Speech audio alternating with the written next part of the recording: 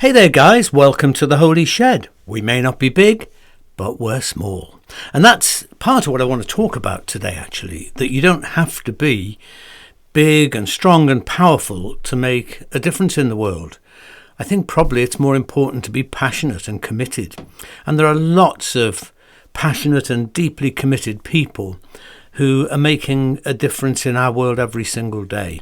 Let me show you an icon, which is by a member of my former congregation in North London, an artist called Gerard Mickelsons. And it was during the pandemic that Gerard wanted to venerate small, mostly anonymous people who were making a massive difference in that horribly traumatic time. And actually, people who still are making a difference every single day. Nurses, doctors and carers of all sorts in the NHS. The icon was dedicated by Gerard in honour of the health service saints that have lost their lives caring for strangers. I think it's just lovely and moves me. Also, I wanted to make a special mention this week of Bruce Kent, another true saint who passed away this week, aged 92, I think he was. Bruce was a Catholic priest who served the church magnificently for many years, but ultimately he felt obliged to give up formal priesthood to pursue his other great passion, which was a passion for a peaceful world. For many years he was General Secretary of CND, the Campaign for Nuclear Disarmament, and worked tirelessly to promote peace in so many ways in his life. Bruce was a man of grace as well as truth. I remember hearing him address a huge crowd at Greenbelt one year, talking about disarmament and reconciliation and all these wonderful themes. Toward the end of his talk, he allowed an enthusiastic young American who had his hand up to speak. And the man, it was very quickly clear, opposed really just about everything that Bruce was saying. And he came back with something like, the trouble with you people is you don't realize that it's the Americans who are looking after the world, and guns and nuclear weapons are necessary to keep the world safe. Well, as he spoke, he was really talking to the wrong audience. As he spoke, the vociferous Greenbelt crowd booed and hissed him. But what was so wonderful was the way that Bruce would have none of it. He quietened the crowd down and he told them to give the man a chance to speak, and he let him continue with what he wanted to say.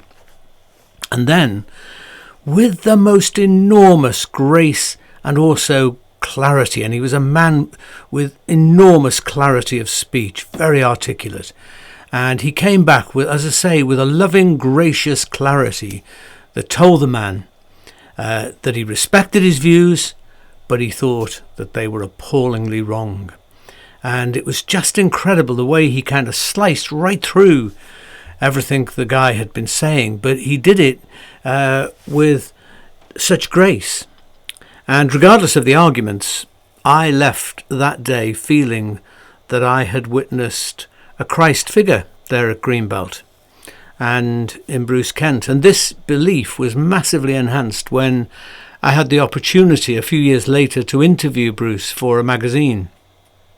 And I went to his flat and saw him, and he'd then got married, and such a gracious, lovely couple. The world needs Bruce Kent. Bruce Kent's. And I, for one, massively mourn his passing and pray that his legacy will be a host of peacemakers in the days that lie ahead, because, my God, we need them. So let's light a candle. If you've got one handy, I invite you to grab it now and light a candle with me. Let's light a candle for Bruce Kent and for others that you may be mourning at this time, including for me, Tim, another lovely man who was part of my congregation in North London, who died suddenly this week, leaving his beloved Anna completely bereft and devastated. So whether it's Bruce or Tim or other people that are on your heart, I invite you to take a moment of quiet with a little flame of hope.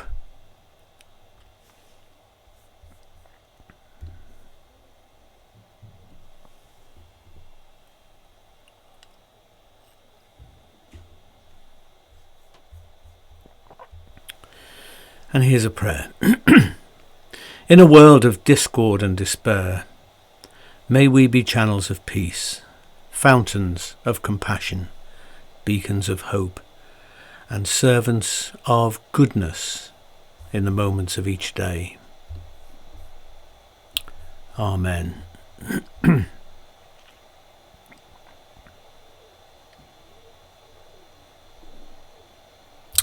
Okay, well, the book of Revelation that we've been looking at least, we had a break last week, but before that we had a couple of weeks looking at the book of Revelation. It belongs to a genre of writing called apocalyptic. And in fact, the book of Revelation is, in some Bibles, actually called the Apocalypse. And it's important to say that the bizarre imagery and symbolism in Revelation is not randomly created by the writer, John of Patmos, or even entirely original. It actually owes much to earlier apocalyptic writings, the books of Daniel, Ezekiel and Zechariah in the Hebrew Bible. And you may recall me quoting on one of the occasions Harold Bloom, the Jewish literary critic, describing Revelation as basically a jigsaw puzzle in which most of the pieces originate in those earlier Jewish writings. So it's hugely derivative in terms of all the images and ideas, but obviously put together in a new and fresh way by John.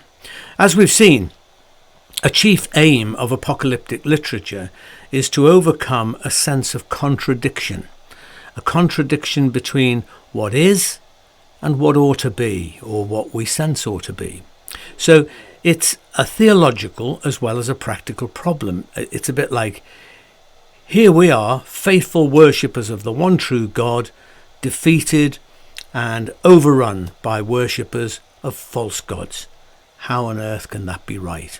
Now that's basically what the people that were being addressed in the Hebrew scriptures were going through, but it's also what Christians and Jews at the end of the first century were going through, that John addressed in the book of Revelation. So apocalyptic is basically that address to try to resolve this problem, this cognitive dissonance, if you like, between the reality that is and the reality that we feel ought to be. Addressing this dilemma, this contradiction, apocalyptic visions and prophecy basically place that contradiction squarely into the context of a perceived greater reality. So it's like, yes, this may be happening right now down here, but there's a cosmic battle going on in which a victorious outcome is assured. What ought to be will be.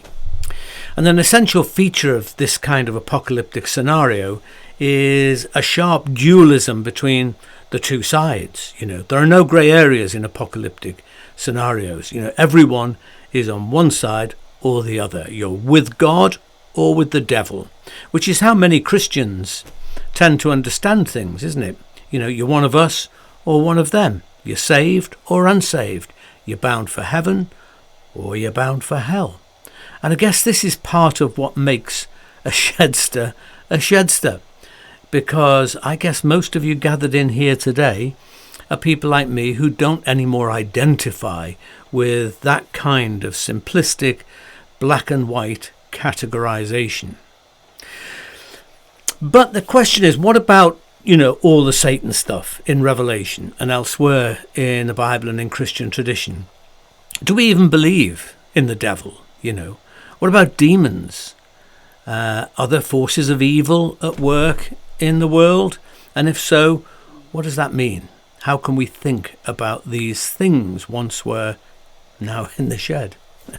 In recent decades, the charismatic movement of which I was once a part has become engulfed in what I would call the paranoid universe, an understanding of the world as a theatre of spiritual warfare where there are demonic forces kind of lurking everywhere, basically. And I mean, an extreme and dramatic example of this was was watching Paula White. Do you know Paula White? Televangelist, megachurch pastor, and the spiritual advisor to Donald Trump. She's been attributed as leading Donald Trump to Christ. But there was this sort of piece of TV footage in which she was getting herself into a right old lather, invoking angelic reinforcements from other parts of the world, from Africa and South America and places, to come together to America and fight the forces of evil who were robbing Donald Trump of his election victory. So, moving on, let me spell it out from my perspective. I don't believe in the devil or Satan or demons as ontological realities, that is, as beings kind of out there. I mean, I've seen and heard enough superstitious bunkum about all of that to last me, well, through most of eternity, I would think. However, and this is very important, however, this does not mean that I question the existence of evil, or indeed of evil forces at work in our world, which, in its ham-fisted medieval fashion, the semantics of Satan and demons attempts, I think, to point towards. In other words, I do believe that there is something real about evil in the world, something which is greater than the sum of its parts, if you like. So to explain what I mean, let me first remind you about stuff that we've looked at before here in the shed, about the difference between what I call day language and night language. So day language, you remember, is the language of objective, matter-of-fact reality, stuff that you can test and prove and be pretty certain about. You know, it's the normal stuff of the world of science and the scientific outlook. Night language, on the other hand, also attempts to speak of reality and truth, but it does so through metaphors, through images, through poetry, through myth, and all those sort of more imaginative kind of forms of perception. As I see it, biblical speech and imagery of Satan, demonic powers, and all that spiritual warfare stuff is basically night language, which therefore absolutely must not be taken literally or translated into factual day language. Can't do that. It's, not least because it basically comes out as plain silly in a scientific age such as we live in now. And that's why I think so many of us have walked away from notions of demons and Satan. It feels like comic book fiction, entertaining, if you like that sort of thing, but all really quite implausible. And I think that's part of why many people have actually walked away from the church and faith altogether, because of that kind of, simplistic sort of understanding of things that are, as I say, essentially in the realm of night language, but they're often dragged into the realm of day language, where, as I say, they just look daft. All of that said, does the language of Satan and all that, does it point to something which is in any way real in the world? And you know what? I think it does, actually. I mean, let's take a currently deeply disturbing example.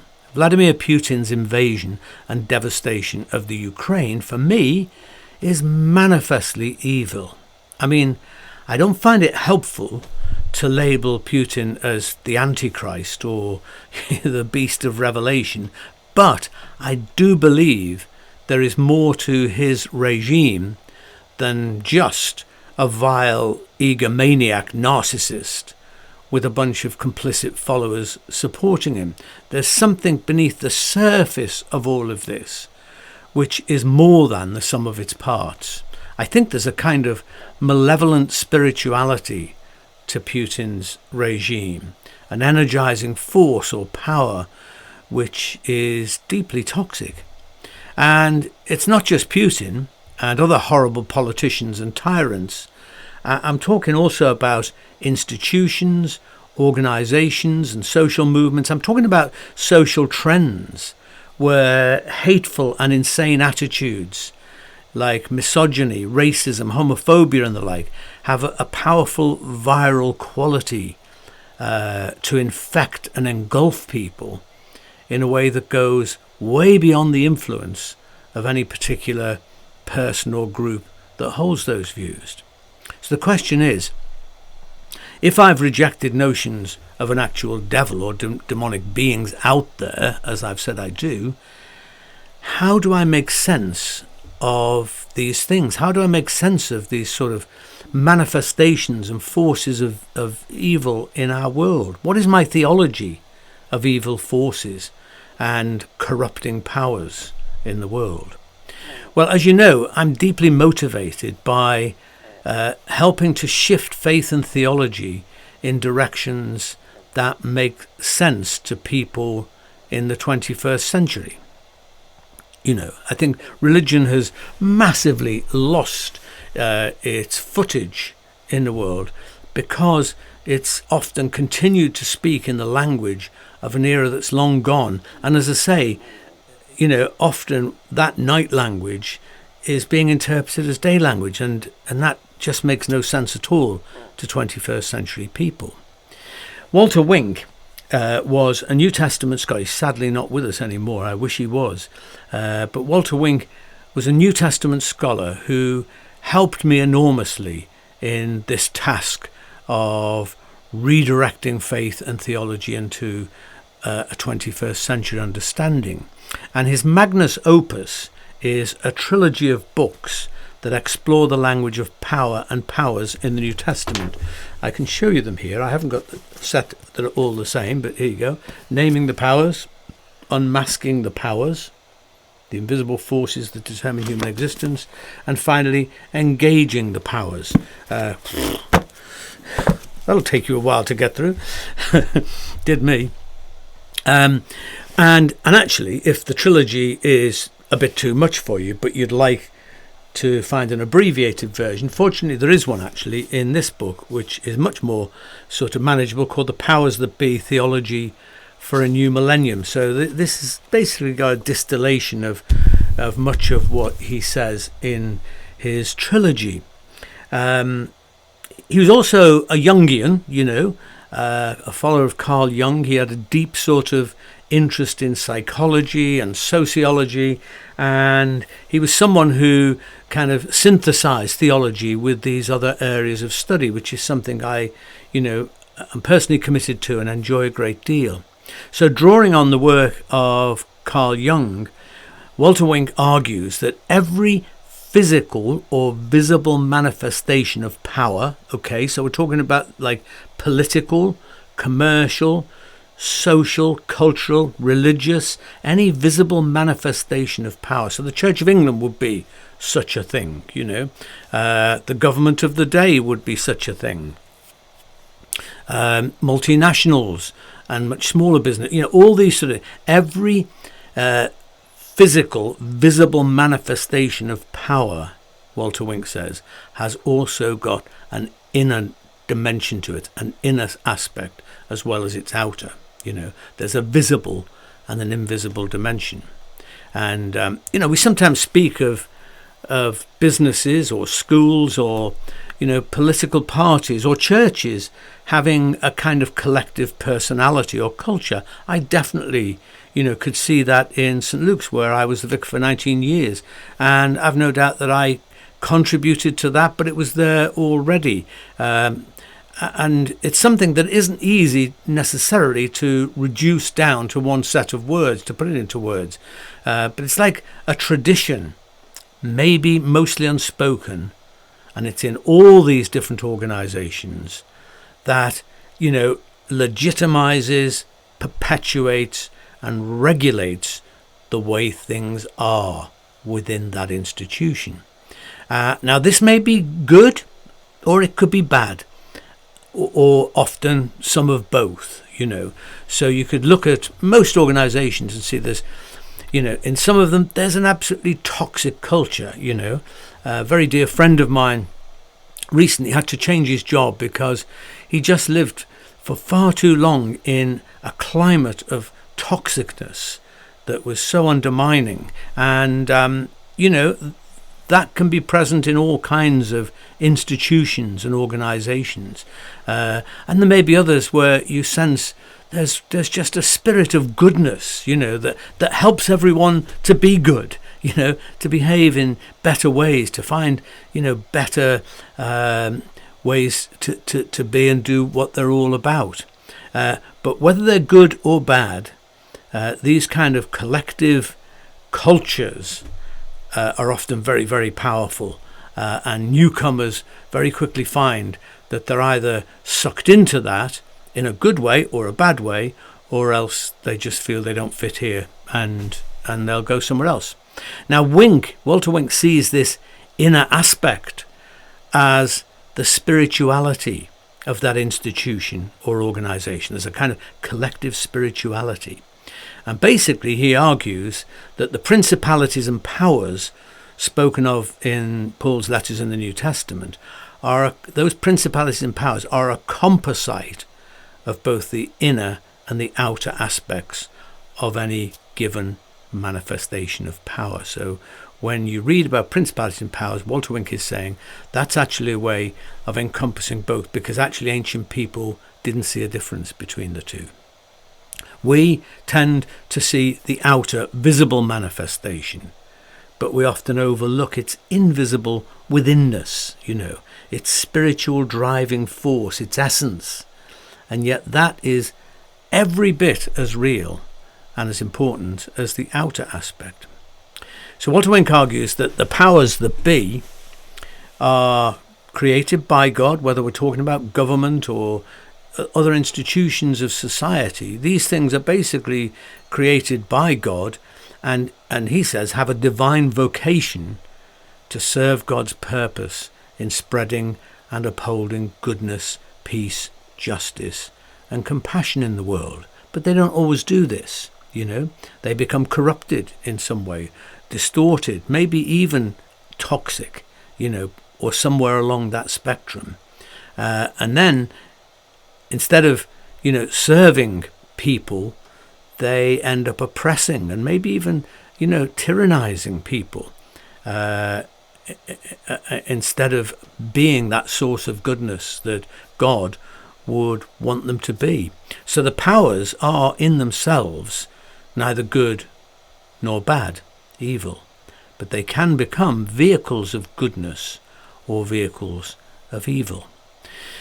It's when a particular manifestation of power in business, government, church or whatever, it's when a particular manifestation of power becomes idolatrous, by placing itself above God's purposes for the good of the whole, that its inner energy or motivating spirit becomes malevolent, or to use old money language, demonic. So when people speak, for example, of a police force, it's been said a lot about the Met in London, hasn't it? But other places too. When people speak of a police force as being institutionally racist, that doesn't mean, of course, that every officer is racist. It means there's a prevailing spirit which often coerces even non-racist officers into complicity by their silence. I do believe there is a malevolent spirituality of racism in some police forces. I think that some church organizations have been and still are influenced by a spirituality of misogyny or homophobia. This doesn't mean that all church officials or all church members are misogynist or homophobic, or all police officers racist, or all Russian soldiers Putinites. But it does mean that the institutions or regimes become vehicles for spiritual coercive forces that resist God's purpose for a compassionate, inclusive, just and fair world full of goodness.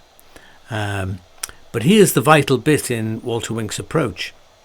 He says, and I'm quoting here, none of these spiritual realities has an existence independent of its material counterpart. Let me say that again. None of these spiritual realities has an existence independent of its material counterpart. So both come into existence together, both cease to exist together.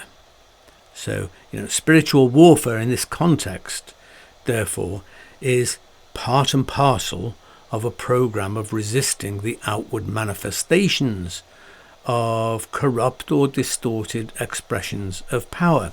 So this takes us away from the realm of kind of, spirits and things floating round in the air doing their demonic things and us kind of firing prayer arrows at them. This is saying that actually we're not talking about ontological beings. We're talking about something that is created within a corrupt situation, which then becomes its energy, its spirituality, its driving force. So from Wink's perspective, the demons are real, even if not actual beings. There's something really there which plays havoc with humanity. I mean, racism and misogyny and homophobia, just as examples, cause massive pain and suffering and injustice in all kinds of organizations and situations. But the demons are not kind of up there, they're over there in the socio-spiritual structures that make up this one and only real world. From this perspective, Satan then is the world-encompassing spirit of resistance to the spread and the flourishing of God's kingdom of goodness. Not a person, not a creature or being, but rather a powerful force facilitated by systems and structures of injustice, violence, and hatred. The good news is the powers can be redeemed, transformed to serve the purpose of God's kingdom. Nothing is outside the redemptive care and transforming love of God. And so, we can love our nation, love our church or college, the business that we patronize, the police forces where many good people serve. We can even support governments in their higher aspirations. But none of this should be done blindly, but rather critically, recalling them, all these different institutions, to their own highest self-professed ideals and identities. We can challenge the institutions to live up to the vocations which are theirs by virtue of our common humanity and what it truly means to be human. We can oppose their actions or policies whilst accepting and honouring their necessity. So that's the complexity of living in a world where often, there are kind of conflicting spirits within a situation or within an organisation or whatever. And this, I think, is the calling of the church, actually the calling of every decent human being, to uncover the powers, to bring often hidden motivations and attitudes into the light, to work in every way, beginning with ourselves, to call our world back to its true heart and soul. And that, dear friends, is what I would call real spiritual warfare. So I don't know how much sense that makes to you. I hope that, I've just sort of opened up a different realm for you to think about and explore. I'm happy to pursue any part of that you may want to ask me questions about. So do please, message me any questions that you have, and we can look a bit further. But I've found this inner and outer dimension to be a very helpful way of understanding how, evil can work in our world at a spiritual level without having to go for the comic book sort of actual entities of, a devil with kind of, horns and a forked, tail and all that kind of stuff, or demons floating around in the air. So here's a prayer that I will come to.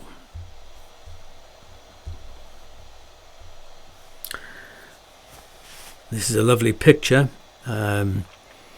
which portrays one of Jesus' table fellowship gatherings where, he gathered in the people who were structurally rejected, who were demonized in their society.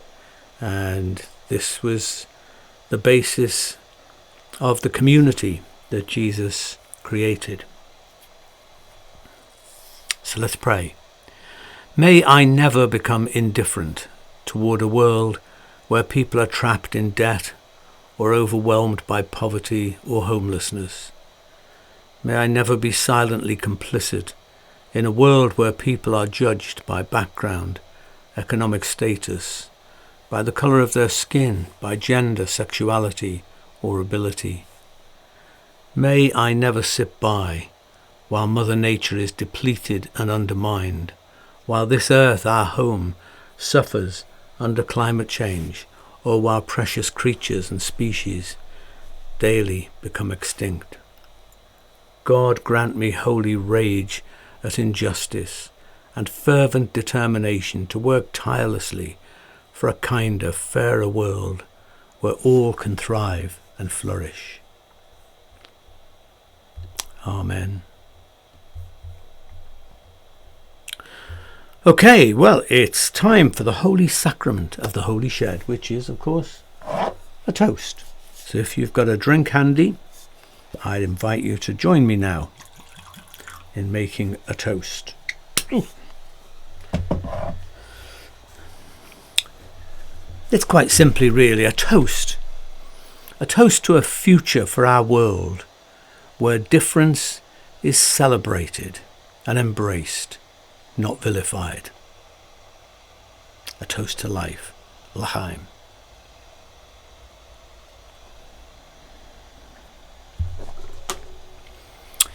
So, dear friends, if you like what we're doing here in the Holy Shed and you want to support us, you can do so by buying us a coffee, or indeed a whiskey, or whatever, by going to the coffee site. The link is on your screen now, and it's always at the top of the posts on the Holy Shed Facebook page. And our heartfelt thanks go to all those of you who stand with us and support us in this way, and lots of other ways too. So here's a blessing.